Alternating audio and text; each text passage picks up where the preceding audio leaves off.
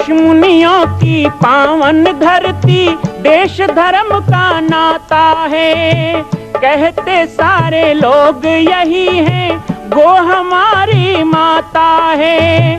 जाग उठो ओ भारतवासी, जाग उठो ओ भारतवासी, गो पर छुरियां चलती हैं। बंद करो गो माँ की हत्या, सारी जनता कहती है।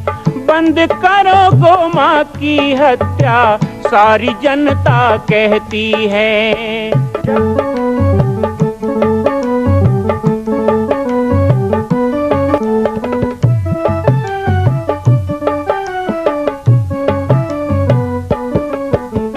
जगह जगह पर बूचड़ खाना, लाखों गौएं कटती हैं। किसे सुनाए व्यथा हमारी, नैना नीर बहाती हैं।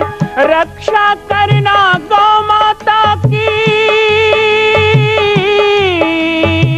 रक्षा करना गौ माता की, गीता ज्ञान सिखाती है। बंद करो गो माँ की हत्या, सारी जनता कहती है।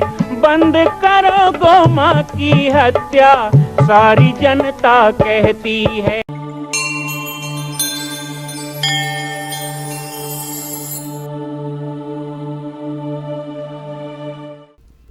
आज के इस पावन सत्संग के द्वितीय दिवस के समारोह में आप सभी का मेरी मानस पीठ में स्वागत है।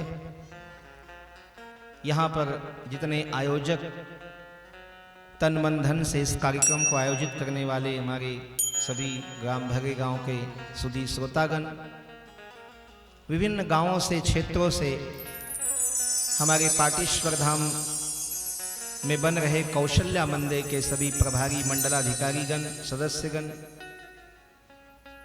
राम कथा प्रेमी, धर्म प्रेमी, सत्संग प्रेमी सभी सज्जन वृंद, और कल की ही भांति पुनः बहुत अच्छी संख्या में यहाँ पर पधारी हुई सभी मातृशक्ति, श्रद्धामयी, वात्सल्यमयी, करुणामयी माताएं, सभी पाटेश्वर संस्कार वाहिनी की हमारी माताएं और बंधुजन, सभी युवा साथी। कल हमने 2 घंटे की संक्षिप्त चर्चा में रामचरितमानस के एक आधी चौपाई पर चर्चा की। उमा संत समागम, समन लाभ कछुआन। आज भी उसी प्रसंग को आगे बढ़ाते हुए उस प्रसंग का जो उपसंहार है, निदान है, प्राप्ति है, उसके तरफ आगे बढ़ेंगे। क्योंकि बहुत से लोग सोचते हैं कि सत्संग का लाभ क्या है। वैसे लाभ और हानि को देख करके सत्संग नहीं किया जाता है। जैसे किसान धरती में बीज बो देता है तो उसे पूर्ण विश्वास होता है कि यदि मैं भी बीज बो रहा हूं, मैं मेहनत कर रहा हूं, तो मुझे फसल मिलेगा ही मिलेगा, लाभ मिलेगा ही मिलेगा। यदि कोई लाभ की चिंता करे तो धरती में बीज फेंकेगा ही नहीं। अरे मैं 4 किलो धान कैसे खेत में फेंक सकता हूं।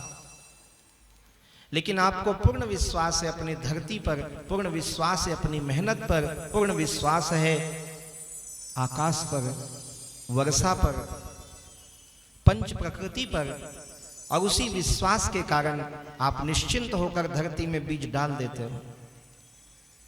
समयानुसार आपके विश्वास के बल पर, आपकी मेहनत के बल पर, जितना आप मेहनत करते हैं, जितना आप भरोसा करते हैं, उतना ही आपको अन्न भी मिलता है। वो कई गुणित होकर फसल के रूप में मिलता है। वासुदेव श्री कृष्ण गीता में कहते हैं, जैसे फल की आशा किए बिना किसान फसल बो देता है, वैसे ही कोई भी कर्म करो, सत्कर्म करो, पुण्य कर्म करो, तो फल की आशा को छोड़ दो। स्पष्ट कहा है, कर्मण्येवाधिकारस्ते मां फलेषु कदाचन मां कर्म फल हेतुर्भुर्मा ते संगोस्तु कर्मणि। तू केवल कर्म कर, फल की आशा मत कर। फल की आशा करके कर्म करोगे तो वो कर्म सुकर्म नहीं हो जाएगा, वो सौदाबाजी हो जाएगा। आज बहुत लोग ऐसा करते हैं, बहुत लोग क्या प्राय सबको सोचते, बल्कि आजकल तो लोगों को एडवांस में चाहिए, अग्रिम लाभ मिले तो कुछ करने का सोचते हैं। पहले हमें मिले तो हम करें। हाँ, भगवान के मंदिर में जाते, अच्छा यहां बहुत सी माताएं बैठी हैं जो बदना बदे होंगे, ऐसे ऐसे हो जही तो वो पास रहूं, ऐसे भगवान को पटाते हैं। ऐसे ऐसे मिल जाए तो नारियल चढ़ाऊं, ऐसे ऐसे हो जाए तो भागवत कराऊं। एक आदमी मेरे पास आया, मुझे बोला आपका प्रवचन कराना है। मैंने कहा अच्छा, पहले से सोचे हो? बोले हाँ। बोले क्यों? बोले मैंने कहा था कि मुझे ऐसा ऐसा हो जाए तो बालक दास का प्रवचन कराऊं। मैंने कहा भाई अदना बदना वाला प्रवचन हम नहीं करते हैं, हम निष्काम योगी हैं, निष्काम भक्त प्रिय हैं और निष्काम साधना वालों को समय देते हैं। भगवे गांव में प्रवचन हो रहा है तो यहाँ कोई आप लोगों ने ये थोड़े कहा था अच्छा धान पान होगा तब बाबा जी का प्रवचन कराएंगे। हम किसी चीज की प्राप्ति की इच्छा पहले कर लेते हैं, जबकि ईश्वर हमें रोक रहा है कि फल की आशा किए बिना कर्म करो। तुम्हारा अधिकार ही नहीं है, इस संसार में हमारा अधिकार ही नहीं है कि हम जो कर रहे हैं उसके फल के बारे में सोचें। बिल्कुल नहीं। ये कोई आपके खेत का फसल नहीं है, आपके बाड़ी का सब्जी नहीं है कि सोच लो इतना बोऊं तो इतना मिलेगा। ये कर्म है, वह कर्म जो बड़े सौभाग्य से हमें मिला है। सदकर्म करने का अवसर हमें बड़े भाग्य से मिलता है भाई।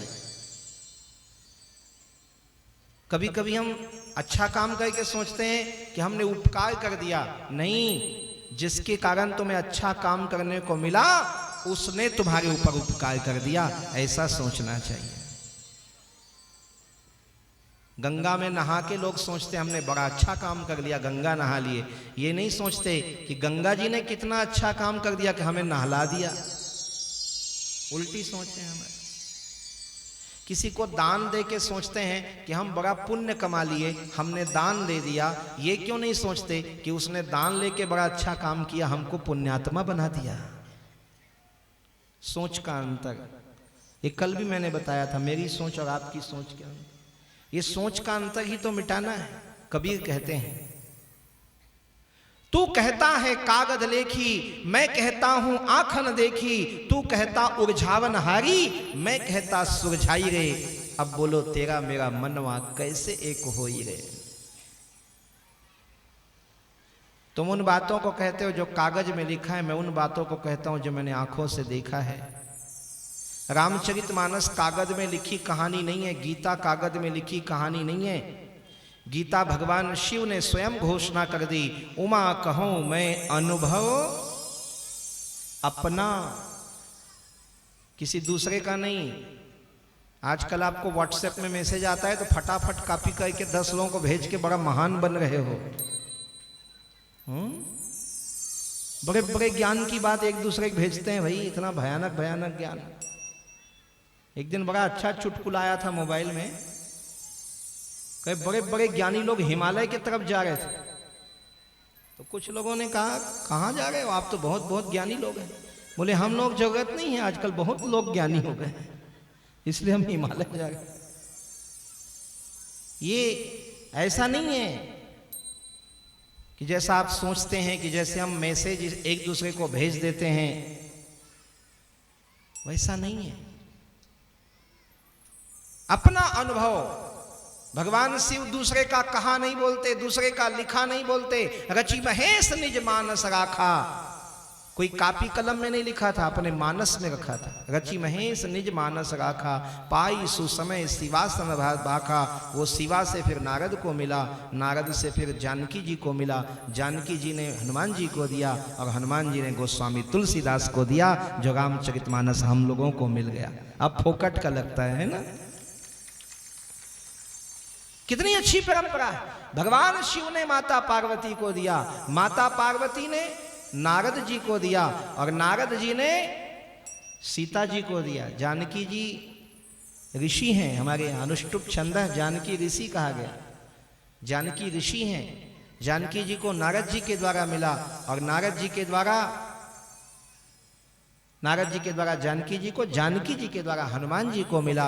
अष्ट सिद्धि नवनिधि के दाता, असबर दीन जानकी माता, अजर अमर गुणनिधि सुत होहु, करहु बहुत रघुनायक छोहु।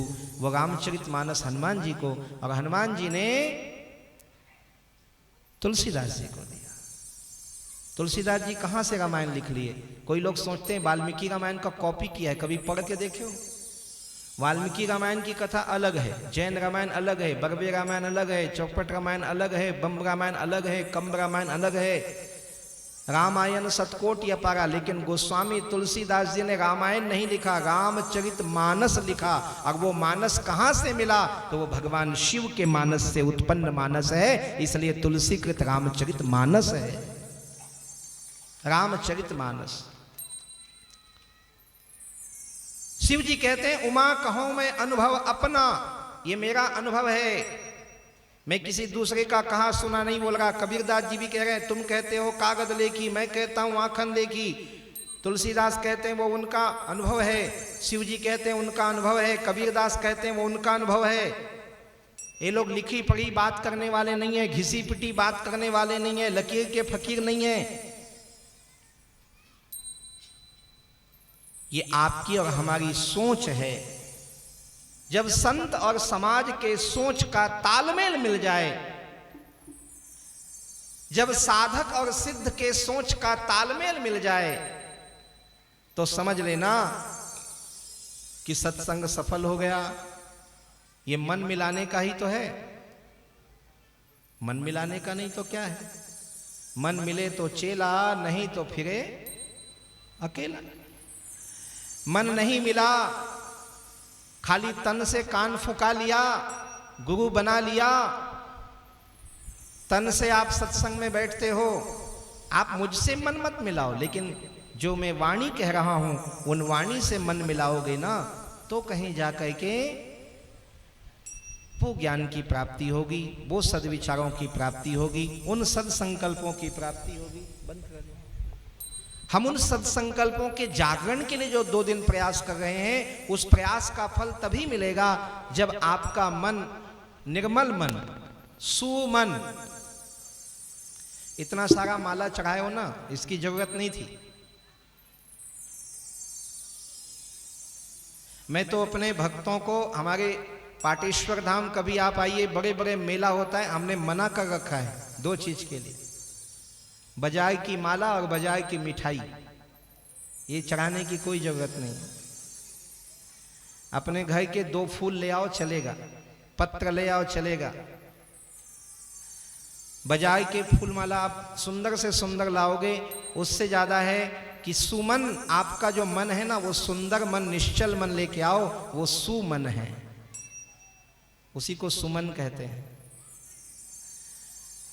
तो हमारा जो मन है वो निर्मल हो जाए, हमारा जो मन है वो पावन हो जाए, हमारा जो मन है वो भगवान पे अनुरक्त हो जाए, हमारा जो मन है वो परमात्मा में लग जाए, तो मन मिले तो चेला, नहीं तो फिरे अकेला।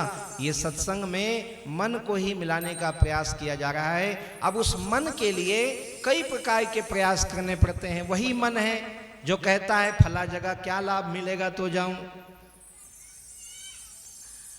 आजकल कुछ अच्छा काम फोटो खिंचाने के लिए होता है, आपको बता देता हूं, फोटो खिंचाने। कुछ लोग अच्छा काम करने के लिए तैयार नहीं हो गए थे, जैसे ही बताए ना फोटो खिंचवा पेपर में छपवाएंगे, हाँ हाँ चल चल, मैं मेरा भी निकली, मैं भी। नाम के पीछे मरे जा रहे। अच्छा काम करने वाला को तो स्वतः ही नाम होता है। हीरा कभी नहीं कहता कि मेरी चमक को दुनिया देखे, हीरे की चमक छुपाए नहीं छुपती, पूरी दुनिया के पास पहुंच जाती है। फूल कभी नहीं कहता कि मेरा सुगंध दुनिया तक पहुंचे, सुगंध अपने आप हवाएं लेके चली जाती है। सदकर्म ऐसा ही होता है भाई। सदकर्म को लोग कितनों भी छिपाएं, वो छुपने वाला नहीं है। जैसे फूल की सुगंध, जैसे हीरे की चमक, जैसे संत की संतत्व, जैसे किसी विद्वान का विद्वता, जैसे किसी संत की सहजता, ये कभी छुपने से, छुपाने से, दुनिया छुपाए तो भी छुपने वाला नहीं है, वो उजागर हो ही जाता है। हमें उसके लिए आडंबर करने की आवश्यकता नहीं है।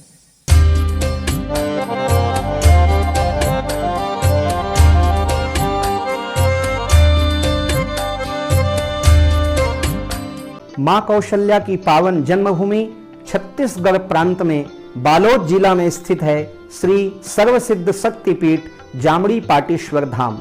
परम पूज्य सद्गुरुदेव राजयोगी बाबा जी की तपस्थली श्री पाटेश्वर धाम और विश्व के अद्वितीय मां कौशल्या जन्मभूमि मंदिर निर्माण का दर्शन करने और इसी प्रकार समसामयिक विषयों पर अपना ज्ञान वर्धन करने के लिए और 10,000 गायों के लिए बनने वाले श्री हनुमान नंदीशाला गो अभ्यारण्य का समाचार प्राप्त करने के लिए आप सभी देखते रहें YouTube चैनल पर राम बालक दास, और हमारे चैनल को आप सभी सब्सक्राइब करें, घंटी का बटन दबाएं ताकि आप सूचनाओं से जुड़े रह सकें। जय श्री राम, जय गौ माता, जय गोपाल।